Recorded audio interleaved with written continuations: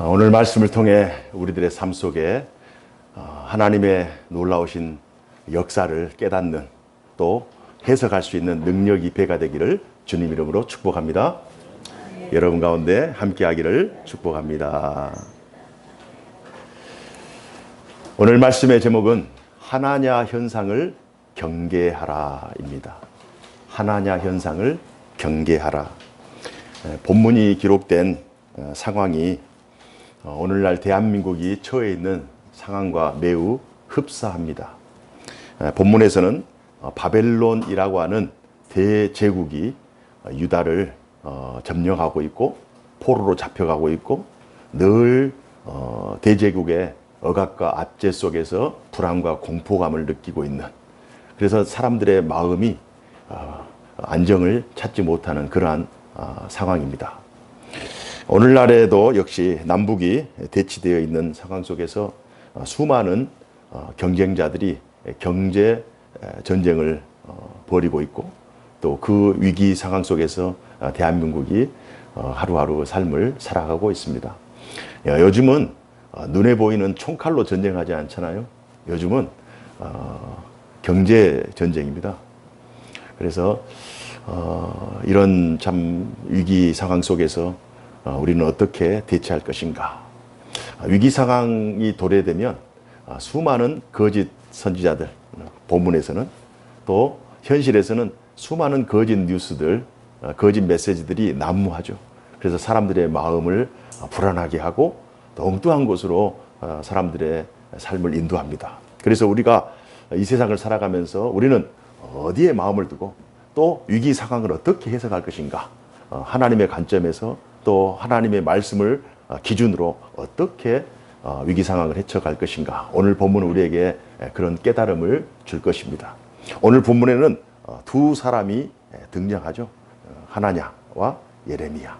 하나냐는 그 상황에 맞게끔 사람들이 들어야 될 메시지를 듣는 것이 아니라 사람들이 듣고 싶은 메시지를 전달함으로 사람들의 마음을 순간적으로는 평안하게 하지만 결국 그것이 하나님의 뜻이 아니었다는 사실을 우리에게 깨닫게 하고, 반면 이 예레미야는 사람들이 듣고 싶은 말이 아니라 하나님께서 말씀하신 말씀을 전달하다가 사람들에게 오해를 받고 핍박을 받고 또 감금을 당하고 고난을 당하는 그러한 참 어려운 삶을 살았습니다.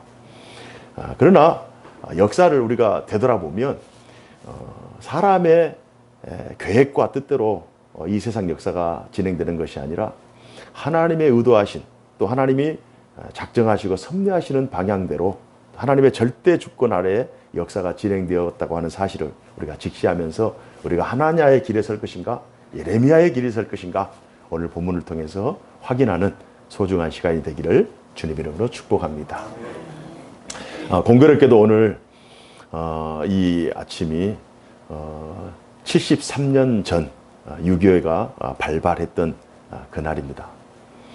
그래서 그 부분을 잠깐 언급하지 않을 수가 없습니다. 6.25가 발발했던 그 상황과 또 73년이 지난 오늘의 이 상황이 거의 위기가 직면하고 있다. 또 항상 우리는 하나님의 보호하심과 인도하심을 필요로 한다라고 하는 그 조건들이 비슷하기 때문에 과거 73년 전의 정황을 살피고 또 오늘날의 정황을 살피고 그것을 본문의 말씀을 통해서 어떻게 극복할 것인가를 우리가 확인하면 좋겠습니다.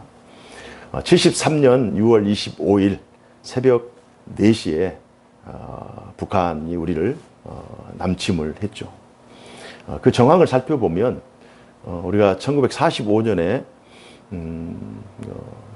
이제 일본이 항복함으로 말미암아 우리가 주권을 회복하게 되죠.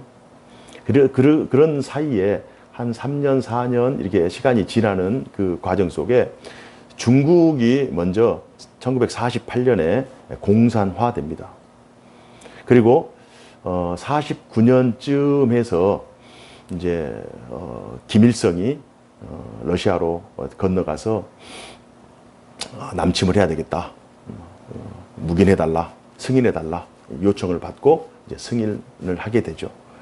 그래서 1950년 6월 25일에 결국 남침을 하게 되는데 그 정황이 1950년 6월쯤에서 6월 23일 정도 해서 우리나라의 군부의 사단장이라든지 여러 고위 간부들의 인사이동이 있었어요. 그렇기 때문에 지휘권이 확고하지 않고 또 6월 달 정도 되면 농번기가 있어가지고 그때 그 6월 25일 주일에 또 휴가를 많이 가고 그래서 전방에 있는 부대의 3분의 1 정도 되는 병력이 이미 휴가를 갔거나 그 자리에서 이탈하고 있었습니다. 전쟁이 발발할 것이라고는 꿈에도 생각하지 않는 그러한 순간에 결국 북한이 남침을 하게 된 것입니다. 그래서 6.25가 발발하고 7월 달에 유엔에서 회의를 하고 유엔군을 파견하겠다 해서 유엔군을 소집하죠. 그때 16개국의 참전국들이 우리를 위해서 한국으로 이동을 합니다. 그래서 6월 달에 6월 25일 날 전쟁이 발발하고 메가더 장군을 필두로 해서 우리 연합군들이 1950년 9월에 인천 상륙 작전을 벌입니다. 북한이 6월 25일에 남침을 해가지고 전혀 방비가 안 되니까 3일 만에 수도 서울이 함락되고 또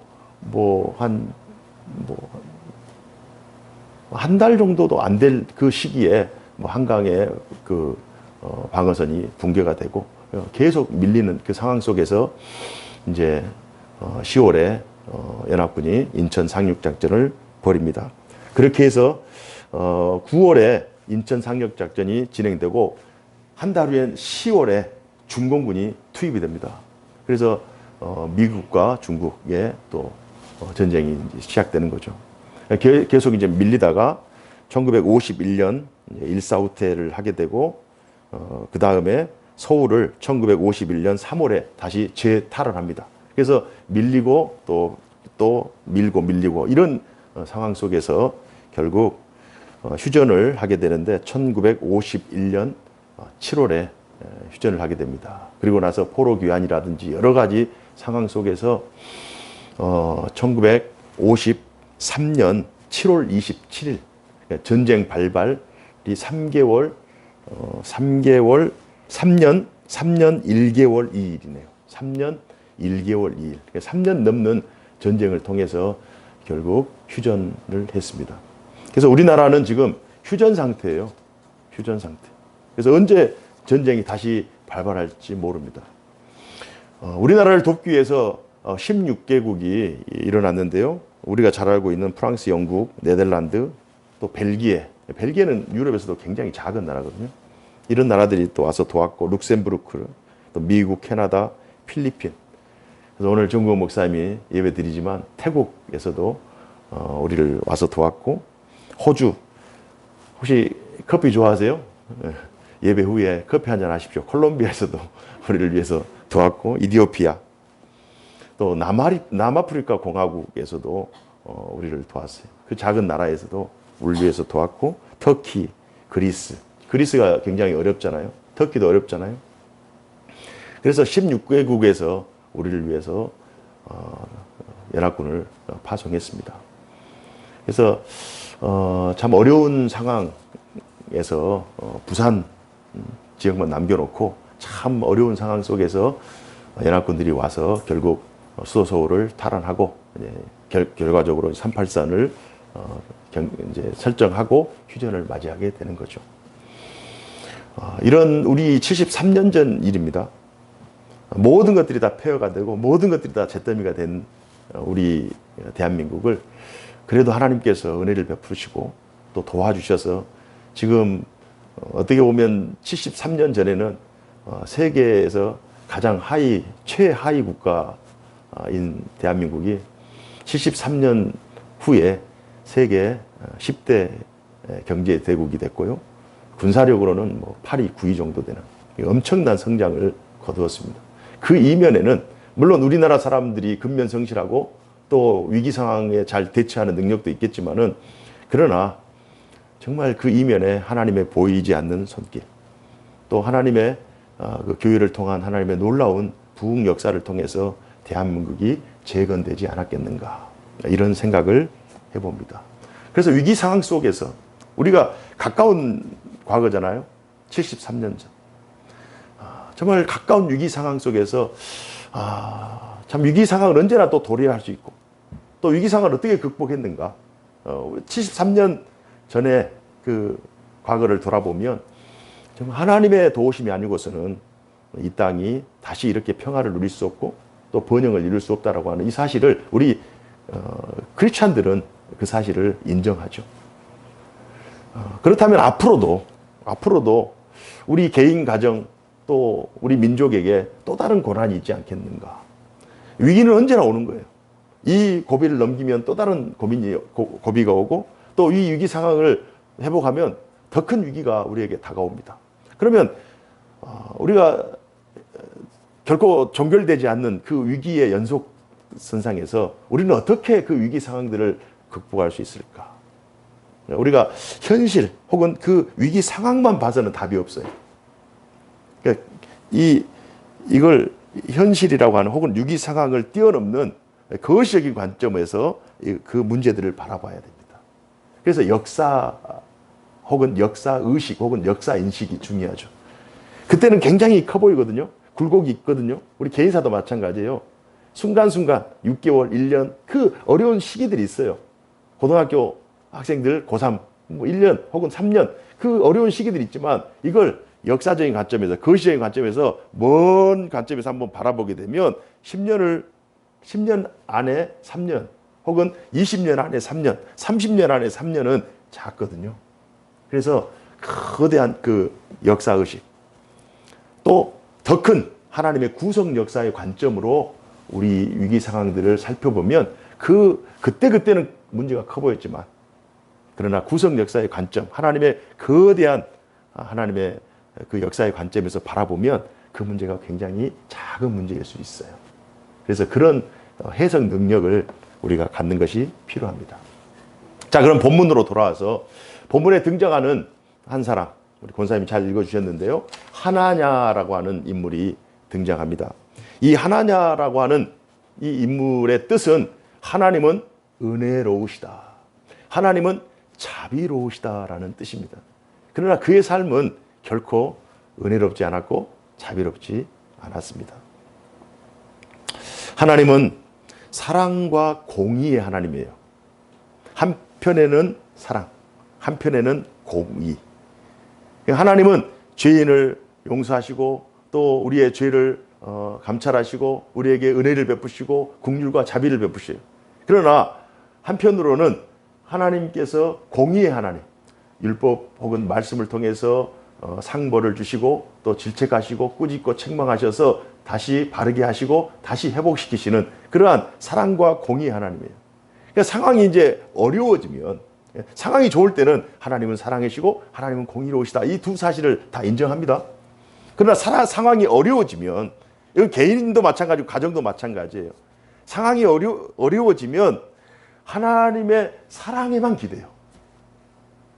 하나님은 사랑의 하나님, 하나님은 용서의 하나님, 하나님은 긍휼과 자비의 하나님라고 하는 그 하나님의 사랑에만 기대고 하나님의 공의가 빠져버려요. 우리가 왜 이러한 어려움에 직면했는가? 우리가 제대로 가고 있는가? 우리는 하나님의 말씀을 제대로 준수하고 준행하고 있는가? 우리는 하나님의 뜻을 잘 받들어서 이 시대 속에서 빛과 소금의 역할을 감당하고 있는가? 과연 하나님의 뜻이 하늘에서와 같이 이 땅에도 이루어지고 있는가? 이 나라에도 이미 이루어지고 있는가? 우리 가정에도 이루어지고 있는가? 나의 개인의 삶 속에서 이루어지고 있는가라고 하는 그 하나님의 공의가 빠져버려요. 하나냐의 실책이 바로 이것입니다. 하나님의 그 두 속성, 사랑과 공의 중에 공의가 빠져버린 사랑에만 기대는 거예요. 그래서 그 현실은 위기 상황입니다. 지금 바벨론이 압제하고 있고, 요시야 왕의 아들인 요아김, 또 요아긴, 시드기야. 요아긴 왕은 이미 포로로 잡혀갔고, 지금 시드기야 마지막 왕이 지금 통치하고 있는 이 상황 속에서 시드기야 통치 4년 5개월째 그가 상황이 너무 어려우니까 하나님의 메시지를 받아서 하나님의 말씀을 받아서 예언하는 것이 아니라 상황이 어려우니까 사람들이 너무 어렵고 힘들다고 하고 절망 가운데 있으니까 자기가 자원해서 자기의 메시지를 만들어서 사람들이 듣고 싶은 말을 선포하는 거예요. 이 모든 것들이 우리의 죄 때문이다. 우리 조상들이 하나님의 말씀을 떠났기 때문이다. 모세의 율법과 다윗의 길을 가지 아니하고 우리 소견의 어른들을 행했기 때문이다 라고 하면서 우리가 회개하자, 우리가 돌이키자라고 하나님의 말씀 앞에, 하나님의 뜻 앞에서 선포하는 것이 아니라 상황이 너무 어려우니까, 사람들이 위로가 필요하니까, 사람들이 불안해하니까 불안하지 마십시오. 2년 후에 바벨론이 멸망합니다. 2년 후에 우리가 빼앗긴 모든 성전 도구들이 다 돌아옵니다. 포로들이 돌아옵니다. 너무 낙심하지 마십시오. 하나님께서 바벨론을 물리치실 것입니다. 걱정하지 마십시오. 하나님은 사랑이십니다. 하나님은 자비하십니다. 하나님은 우리에게 놀라운 뜻과 계획을 가지고 계십니다. 여러분 절망하지 마세요. 여러분 이 메시지를 들으면 어떻게 생각하겠어요? 마음이 평안하겠죠. 위로가 되겠죠. 하나냐 인기가 하늘로 치솟습니다. 그러니까 하나냐 신드롬이 생기는 거예요. 하나냐. 그러나 그 반면에 그 반대편에 서서 에레미야라고 하는 선지자, 에레미야라고 하는 선지자, 우리가 정말 사랑하는 선지자 아닙니까? 고난의 선지자, 눈물의 선지자. 하나님은 지금 2년 안에 지금 바벨론, 우리의 원수들이 다 멸망하고 우리는 자유하게 되고 평화가 임할 것이다. 우리는 다시 다윗의 번영을 맛볼 것이다 라고 외치는 반면 에레미야는 아니다, 아니다.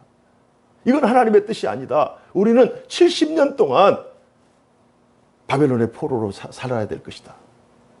그건 우리가 하나님 앞에 죄를 범했기 때문에, 우리가 하나님의 법을 어겼기 때문에, 하나님의 말씀에 순종하지 않고 우리의 악한 길을 걸었기 때문에 하나님께서 징계 개념으로 70년을 주셨다. 그래서 그 징계 개념으로 나라가 멸망해서 포로로 잡히는 포로 70년이 되었다. 그 포로 기간에는 단순히 우리가 포로 생활만 하는 것이 아니라 하나님의 말씀을 떠났던 그 모든 것들을 회개하면서 돌이키면서 70년 동안 교육 70년이 일어나야 된다. 그래서 그 교육을 받았던 에스라든지 에스겔이라든지 또 뭐 다니엘이라든지 이런 사람들, 느헤미야라든지 이 사람들이 교육을 받고 다시 재건 세대가 돼서 돌아왔잖아요. 그래서 이 70년을 잘 보내면, 우리가 70년을 잘 감당하면 바벨론은 70년 안에 멸망할 것이다라고 하는 이 네 가지의 70년의 의미를 담아서 선포하는 거예요.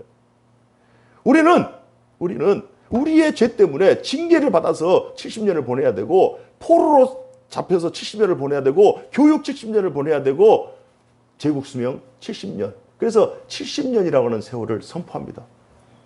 굉장히 두 선지자의 의견이 다르죠. 한 사람은 희망의 메시지를 전파하고 한 사람은 절망의 메시지를 전파하는 거예요.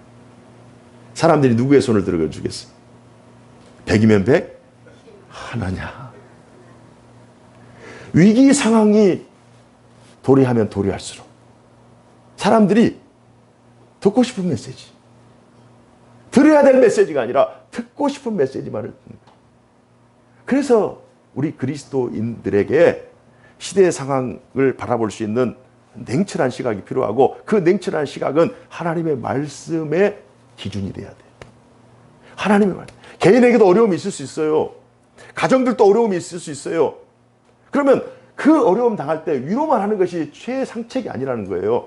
하나님의 말씀을 기준으로 해서 하나님의 말씀에 준응했는데도 어려움 당한다. 잘 믿고 순종했는데도 어려움 당한다. 이것은 고난이에요. 이것은 시련입니다. 이건 잘 참고 이기면 돼요.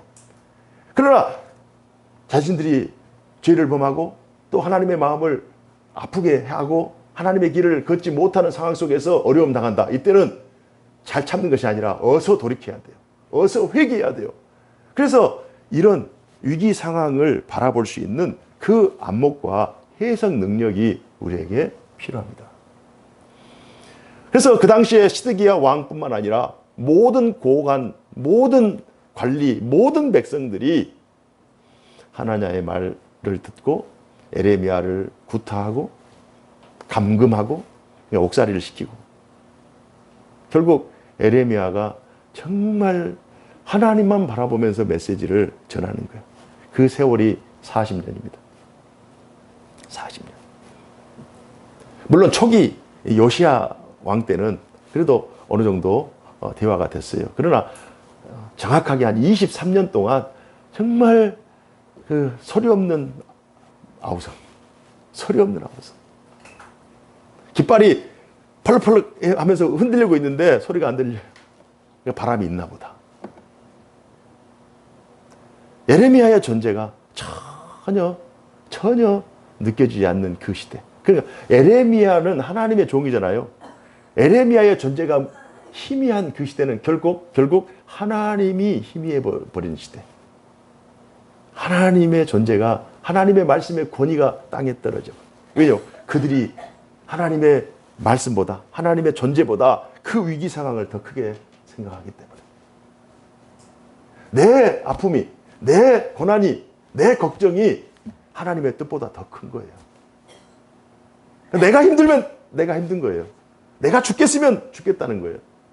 자기밖에 모르는 거예요. 이게. 이 자기의 위기 안에 갇혀버린 거죠. 이거 깨트려야 되는 거예요. 그래서 예레미야를 깨트려야 되는데 이건 하나냐는 오히려 그 위기 상황을 조장하고 있는 것입니다.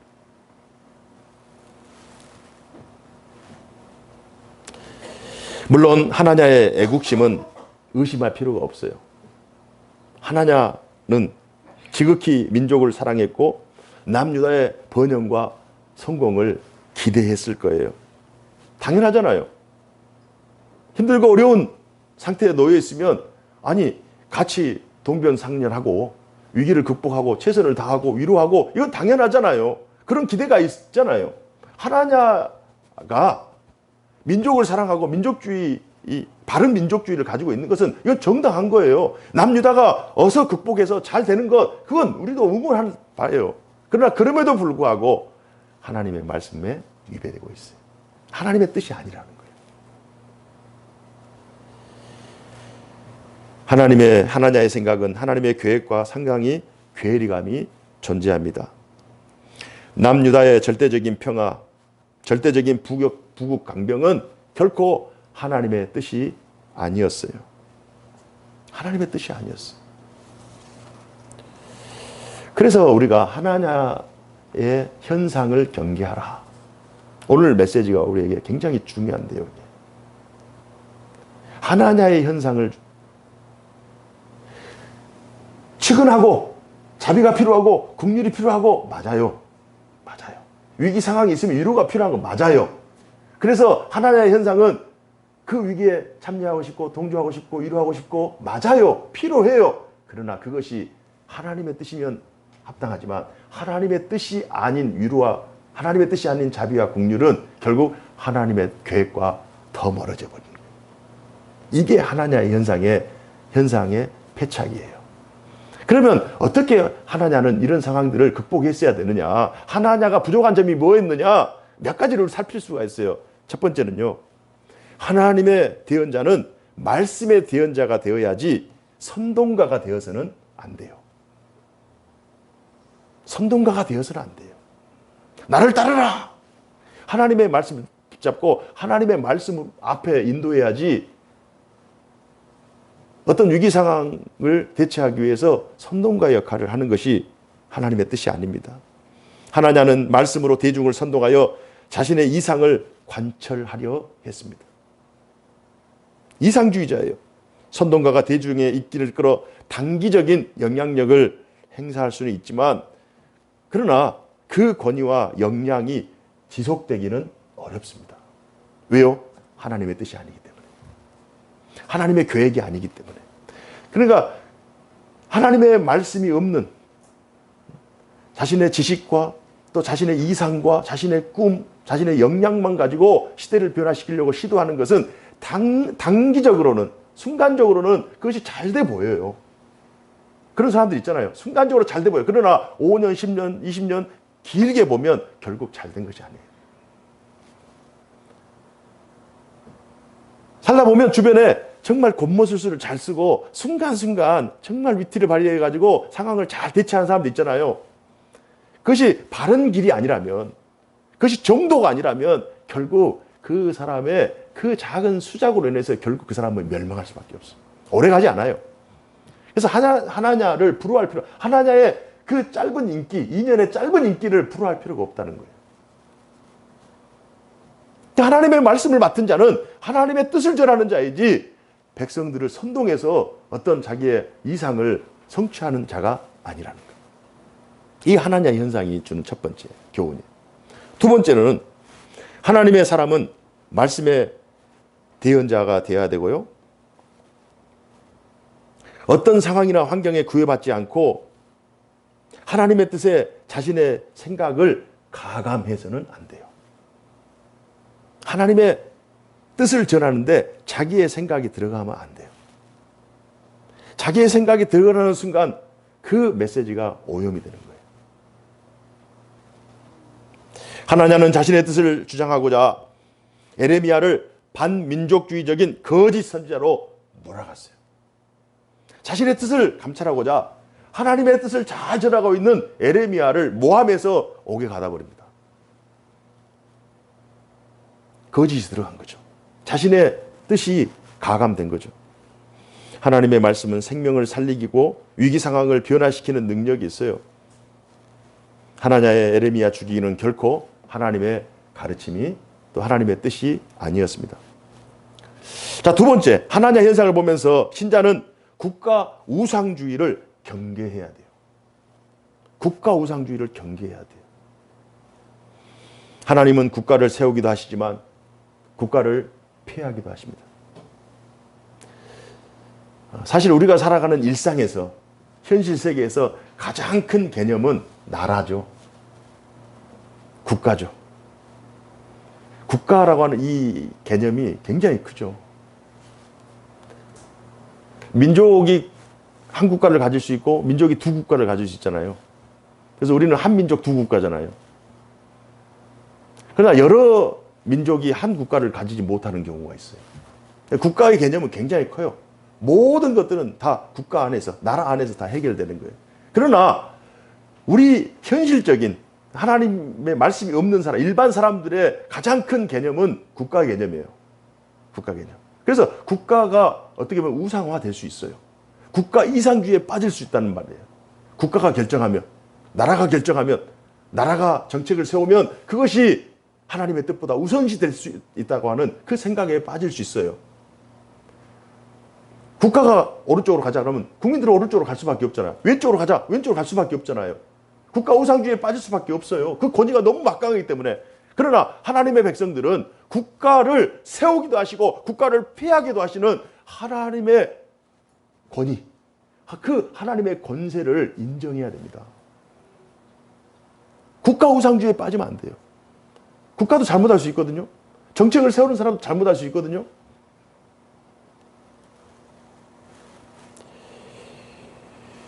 국가의 안위와 평화를 지향하는 것은 필요하지만 국가의 권위와 위상이 하나님의 구속 역사를 뛰어넘을 수는 없다는 사실을 하나냐 현상을 통해서 우리는 확인할 수 있어요. 결국 그들이 그렇게 두려워하는 바벨론조차도 하나님께서 70년 만에 결국 페르시아를 통해서 멸망시킵니다. 그럼 페르시아는 바벨론을 멸망했기 때문에 그의 위상이 영원무궁하느냐? 아닙니다. 페르시아는 헬라 제국에 의해서 결국 멸망당합니다. 헬라 제국은 그러면 영원하느냐? 아닙니다. 헬라 제국은 로마 제국에 의해서 결국 멸망당합니다. 그럼 로마 제국은 영원하느냐? 로마 제국은 1000년 역사를 가지고 있었지만 결국 로마 제국도 결국 무너지고 맙니다. 이 땅에 있는 모든 나라, 모든 제국들 다 흥망성쇠가 있는 거예요. 그러나 하나님의 구원 역사는 도도하게 끊임없이 줄기차게 하나님의 계획과 뜻 안에서 지금까지도 진행되고 있는 줄로 믿습니다. 하나님의 신앙 공동체가 보기에는 굉장히 힘이 없는 것 같죠. 국가의 권위에 어떻게 대항하겠어요? 어떻게 견딜 수가 있겠어요? 정말 아무것도 없는 것 같은데. 그러나 하나님의 역사는 2000년 역사 가운데 교회 역사는 지금도 진행되고 있는 거예요. 나라는 없어지고 나라는 폐해지고 나라는 새로 세우고 이런 뭐 경제 지역이 이제 바뀌잖아요. 전에는 전투를 하게 되면 땅 따먹기예요. 요즘은 경제 전쟁이기 때문에 어떤 패권들이 막 이렇게 이동하잖아요. 그럼에도 불구하고 하나님의 구속 역사는 도도하게 진행되고 있는 거예요. 여기에 우리가 눈을 떠야 돼요. 역사의 주관자는 세상에 힘 있는 권세자가 아니라 역사의 주관자는 하나님이시다. 또한 하나님의 현상의 세 번째는 신자의 신앙적 지향점이 민족주의가 되어서는 안 돼요. 민족주의가 되어서는 안 돼요. 우리는 이 사실을 요나서를 통해서도 확인할 수 있습니다. 하나님의 뜻은 니느웨에 가서 회개의 복음을 선포하라는 건데 민족 감정이 있기 때문에 이 니느웨 가지 않고 다시스로 가버리는 거예요. 스페인 다시스 쪽으로 가서 1800km를 반대 방향으로 가버리는 거예요. 민족주의가 하나님의 뜻을 거스릴 수 있다는 거예요. 신자는 하나님의 나라, 하나님의 통치를 갈망하며 그의 나라와 그의 의가 하늘에서와 같이 이 땅에서도 이루어지는 것을 기대하는 자예요. 왜냐하면 하나님의 통치 아래 개인도 있고 가정도 있고 민족도 있고 국가도 존재하기 때문입니다. 민족주의가 우리 신앙인들의 지향점이 돼서는 안 돼요. 민족주의를 뛰어넘어야 돼요. 탈민족주의 혹은 범민족주의 혹은 하나님 나라주의, 이 개념이 중요합니다. 그래서 유대인들이 선민의식 혹은 독특한 민족주의에 빠져 있었잖아요. 예수님이 오셔서 그 유대인의 민족주의를 깨트려버리고 신앙 공동체, 하나님의 복이 이스라엘 혹은 유대인에게만 국한된 것이 아니라 원래 이스라엘 백성으로 쭉 진행해 오다가 바벨론 포로 잡혔을 때 유대인으로 이름이 바뀌잖아요. 그 이후로 이제 유대인이 되었잖아요. 그러면 지금도 민족주의를 벗어나지 못해요, 그 사람들은. 그러나 예수님께서 유대인이 아니라 헬라인에게도 혹은 모든 민족에게 하나님의 복음을 선포합니다. 그러면서 민족주의를 깨뜨려 버리는 거예요. 하나님의 나라는 민족이 담을 수 없는 그릇이에요. 민족의 범위를 뛰어넘습니다. 그래서 우리 신앙인들의 지향점이 민족주의가 돼서는 안 돼요. 결국 거짓 선지자 하나냐의 생애는 15절 말씀, 여호와께서 너를 보내시지 아니하였느니라. 예레미야가 여호와께서, 네가 지금 거짓 선지자, 거짓 예언하지만 하나님께서, 여호와께서 너를 보내지 않았다. 너는 지금 네 말을 하고 있는 거다. 지금 너의 메시지를 가공해서 사람들이 듣기 좋아하는 메시지를 지금 가공해서 선포하는 거다. 너는 거짓 메시지다. 결국 하나님께서 너를 치실 것이다. 이 메시지와 함께 결국 2개월 후인 7월에 생을 마감하고 맙니다. 2달 만에 죽어버려요. 2달 만에.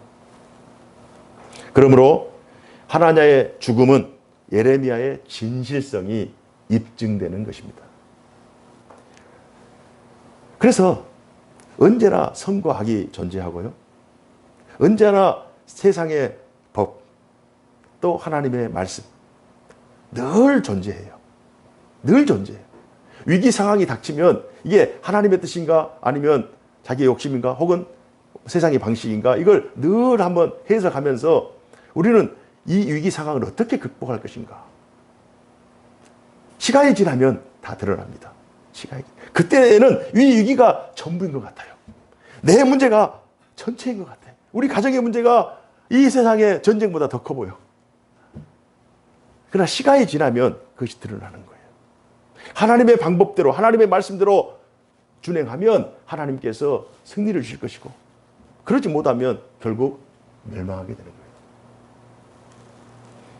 상황이 힘들고 어려우면 누구나 하나냐 현상의 유혹을 받을 수밖에 없어요. 누구나. 저도 마찬가지일 것 같아요. 여러분도 마찬가지일 것 같아요. 힘들어 죽겠는데, 정말 어려운데, 이렇게 하면 돼. 이것이 너를 살릴 길이야. 너는 이 길밖에 없어. 믿고 가. 그런데 다른 사람도 다 그렇게 얘기를 하는 거예요. 그럼 기도 없이, 하나님의 말씀에 검증 없이 그냥 믿고 가는 거예요, 그냥. 우르르 따라가는 거예요. 결국 다 멸망하는 거예요. 나라가 결국 문을 닫습니다. 시드기야에게 마지막 기회를 줬음에도 불구하고 시드기야가 에레미야의 말씀, 들어야 될 말씀을 듣는 것이 아니라 듣고 싶은 말씀을 선택해서 들음으로 결국 나라가 멸망하고 말아요. 문을 닫아버려요. 나라가 끝나버립니다.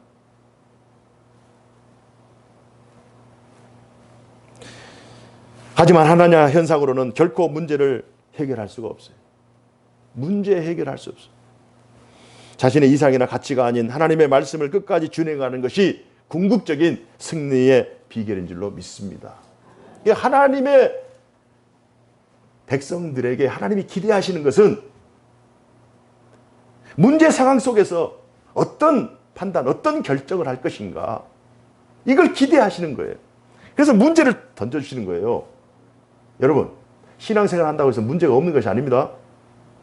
문제가 없는 것이 이상한 거예요. 비가 오는 것이 싫어서 아이고 비 좀 안 왔으면 좋겠다 하고 1년, 2년, 3년, 10년 안 와봐요. 이 땅이 사막화가 돼가지고 모든 생명체가 다 죽어버려요. 비가 와야 돼요. 때론 바람도 불어야 돼요. 폭풍도 와야 돼요. 문제도 와야 돼요. 문제가 와야 우리의 신앙이 단단해지잖아요. 문제가 와야 함께 모여서 기도도 하고 함께 모여서 그 문제 때문에 우리가 힘을 합치잖아요.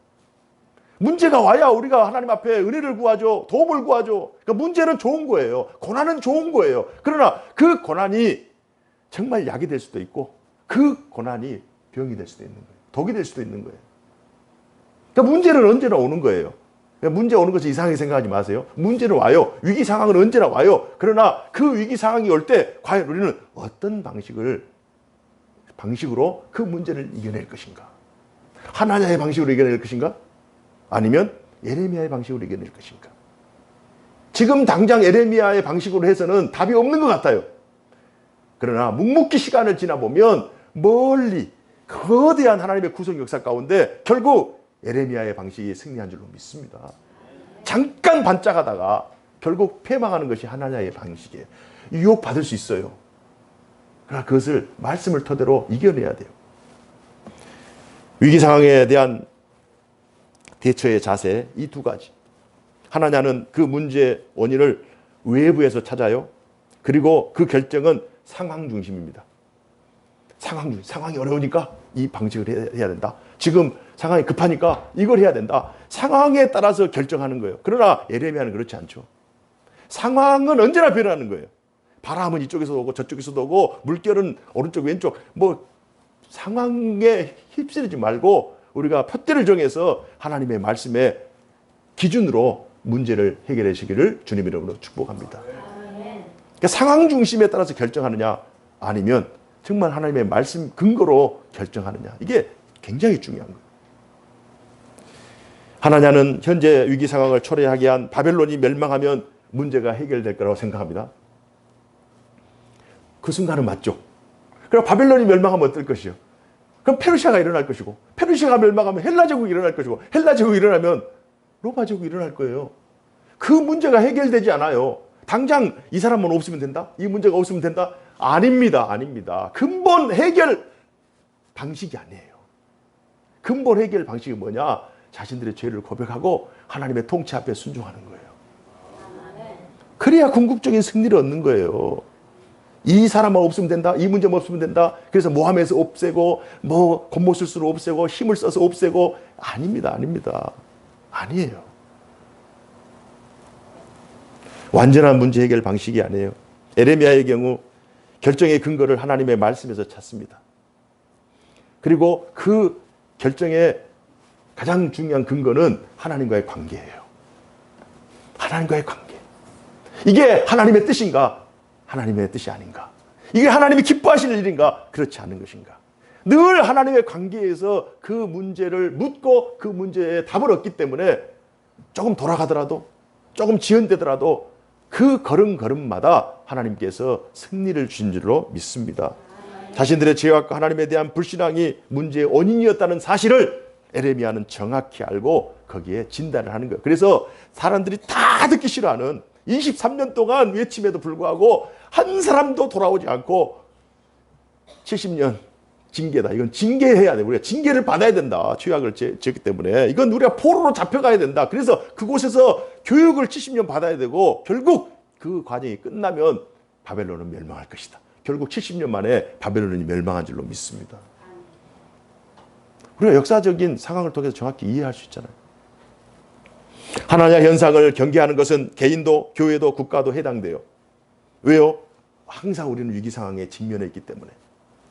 세속의 역사와 하나님의 역사는 불가분의 관계입니다. 서로 연결되어 있는 거예요. 그래서 우리가 크리스찬들이 굉장히 중요하게 생각해야 될 것은 우리에게 복도 화도 똑같은 모습으로 세상의 문제로 다가와요. 그래서 이것이 세상의 문제만이겠는가? 그래서 믿지 않는 사람들은 세상의 문제만으로 보고 거기에 대처를 합니다. 그러나 하나님의 백성들은 보기에는 오는 것은 세상의 문제로 보이지만 그러나 그것을 열어보면 그 문제를 열어보면 하나님의 구원 역사의 계획이 다 들어가 있는 거예요. 그래서 세상 문제와 하나님의 역사가 서로 불가분의 관계, 뗄래야 뗄 수 없는 거예요. 그래서 우리에게 살아있는 영성이 필요하고 우리가 늘 하나님의 말씀에 깨어 있어야 되는 거예요. 보기에는 그냥 세상 문제로 보이지만 그 문제를 통해서 하나님의 역사가 진행되는 것입니다. 남북이 휴전 상태이고 둘로 나눠진 상황에서 우리들에게 필요한 것은 예레미야와 같은 신앙 자세입니다. 예레미야와 같은 신앙 자세. 나라와 민족의 아픔을 위해서 우리는 어떻게 해야 돼요? 어떻게 해야 돼요? 울자, 울자. 울자. 눈물의 선지자 예레미야. 울자. 예레미야가 할 수 있던 것은 아무것도 없어요. 그냥 나라와 민족을 위해서 하나님 앞에 기도하는 거예요. 울자. 지금 문제의 상황이 해결되지 않아요. 정말 좀 해결했으면 좋겠는데 그 문제가 빨리 좀 해결돼서 내 마음을 좀 시원하게 했으면 좋겠는데 그러지 않아요. 그래서 내가 수단과 방법을 동원하기보다 물론 노력을 해야 되겠죠. 최선을 다해야 되겠죠. 예레미야도 목에 그냥 멍에를 짊어지고요. 막 퍼포먼스 하고요. 막 옷을 벗고 다니고요. 별 일을 다 했어요. 최선을 다하죠. 설득시키기 위해서 최선을 다하죠. 우리가 문제를 해결하기 위해서 최선을 다하죠. 최선을 다하되 가장 중요한 것은 우리의 능력이 부족하기 때문에 예레미야처럼 위기 상황 앞에서 기도하자. 울자. 울자. 문제가 해결되지. 이게 내 방식이 아니라 내 때가 아니라 하나님의 때에 그 문제를 해결하시기 때문에 울자. 기도하자. 누가 들어요? 하나님이 들으시죠. 언제 해결돼요? 하나님의 때에 해결되죠. 어떤 방식으로요? 하나님의 기막힌 방식으로 해결합니다. 정말 엉뚱한 방식으로, 상상하지 못할 방식으로 하나님께서 해결해요. 돕는 손길도 마찬가지예요. 전혀 예측하지 않는 방식으로 하나님께서 문제를 해결해 주실 줄로 믿습니다. 어떤 경우에도 이 민족이 하나님의 은혜 안에 있기를 기도해야 돼요. 하나님의 은혜 안에 있기를.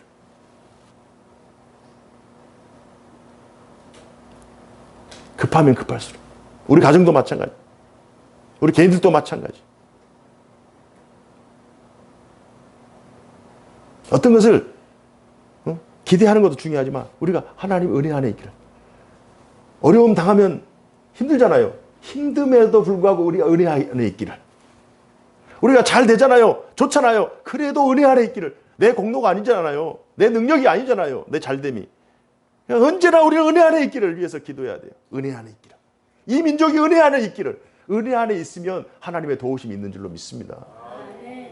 우리나라, 우리 민족의 흥망생선은 절대적인 하나님의 절대 주권에 달려있다. 절대 하나님의 주권에 달려있다. 이 예레미야를 통해서도 또 이스라엘 백성들을 통해서도 우리가 알 수 있잖아요. 문제 크고 작음 이건 그렇게 중요한 것이 아니에요. 우리들이 절박하고 덜 절박하고 이것도 중요한 것이 아니에요. 우리가 얼마만큼 하나님의 절대 주권을 인정하고 있는가. 절대 주권 안에 그 하나님의 주권을 인정하고 있느냐. 선포하고 있느냐. 이게 중요한 거예요. 이 예레미야는 어떤 경우에도 하나님의 절대 주권을 선포하잖아요. 니들이 아무리 해봐야 그 방법이 아니다. 하나님께서 하신다. 하나님과 같이 모든 문제들의 원인을 인간관계나 인과율에서 찾으면 안 돼요. 이 사람이 잘못해서 이 사람이 좀 도와줬으면, 그때 좀 해줬으면 내가 문제가 해결됐을 텐데, 그때 좀 나를 좀 도와줬으면 해결됐을 텐데, 그때 내가 거기를 안 갔으면. 아니, 그러면은 내가 잘해서 다 된 것이고, 내가 못하면 다 안 된 것이고, 그 사람 때문에 그럼 그 일이 해결됐으면 그 사람이 하나님이시죠. 그 인과율에서 우리는 벗어나야 돼요. 원인과 결과에서 벗어나야 돼요. 그게 하나님의 현상이, 하나님의 접근 방식이에요. 모든 것들을 인과율의 방식에서 찾으려고 해요. 오늘 본문을 통해서 그걸 뛰어넘으라는 거예요. 하나님과의 관계에서 우리의 문제를 확인하고 하나님의 방식으로 그 문제를 해결하면 진정한 하나님의 그 이름의 뜻이 하나님은 은혜로우시다, 하나님 자비로우시다 하잖아요. 그러나 하나님의 말씀을 통과하지 않았기 때문에 그는 이름만 자비와 하나님의 은혜예요. 그러나 정말 하나님의 말씀을 통과한 진정한 하나님의 은혜, 진정한 하나님의 자비를 경험할 수 있는 것은 하나님의 관계 속에서. 위기 상황을 묵묵히 통과하면 진정한 하나님의 은혜와 하나님의 자비를 맛볼 줄로 믿습니다. 그 사람은 고난 가운데서도 하나님을 찬양하고 고난 가운데서도 감사와 기쁨이 충만할 줄로 믿습니다. 이런 놀라운 은혜와 역사가 여러분들과 여러분의 가정, 우리의 삶 속에 충만하기를 주님 이름으로 축복합니다. 기도하겠습니다. 은혜로우신 하나님 아버지 감사합니다. 오늘 말씀을 통하여 우리가 하나님의 현상을 경계하며 극복하며 예레미야의 방식으로 우리의 삶에 또한 우리 가정의 문제, 또 이 나라 이 민족의 문제를 해결하는 저희들 되게 하여 주옵소서. 어떤 경우에도 하나님의 절대 주권을 신뢰하며 우리를 향하신 하나님의 사랑과 공의, 하나님의 뜻을 기억하며 하나님 하늘에서와 같이 이 땅에서도 또 저희들을 통해서 하나님의 선한 역사가 진행되기를 소망하는 저희들 되게 하여 주옵소서. 주 예수님 이름으로 감사하며 기도하옵나이다. 아멘.